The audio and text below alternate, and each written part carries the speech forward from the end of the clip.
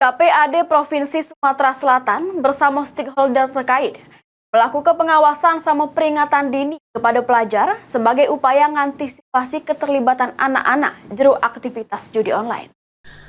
Hal ini diungkapkan Abdul Latif Mahfuz, Komisioner Komisi Perlindungan Anak Daerah Provinsi Sumatera Selatan.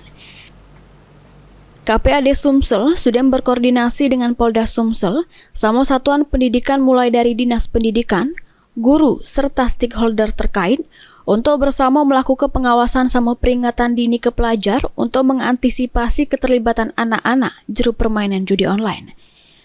Selain itu, menurut Abdul Latif, peran wong tua penting nian untuk ngawasi aktivitas anak pas guna ke HP, supaya terhindar dari aktivitas permainan judi online yang bisa memicu terjadinya kriminalitas.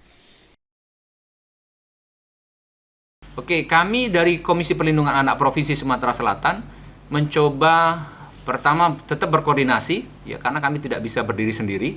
Kami berkoordinasi dengan pihak Polda, kami berkoordinasi dengan pihak Dignas, baik provinsi maupun sampai ke level terbawah sebenarnya di level kota kabupaten untuk kita melakukan semacam peringatan dini lah kepada anak-anak kita untuk jangan mudah terjebak ke dalam perjudian-perjudian secara online ini. Kelihatannya meski belum ditemukan pelaku judi online di kalangan pelajar, KPAD Sumatera Selatan bakal terus melakukan pengawasan supaya anak-anak di Sumsel tidak terlibat aktivitas judi online yang agaknya bisa berhadapan dengan hukum.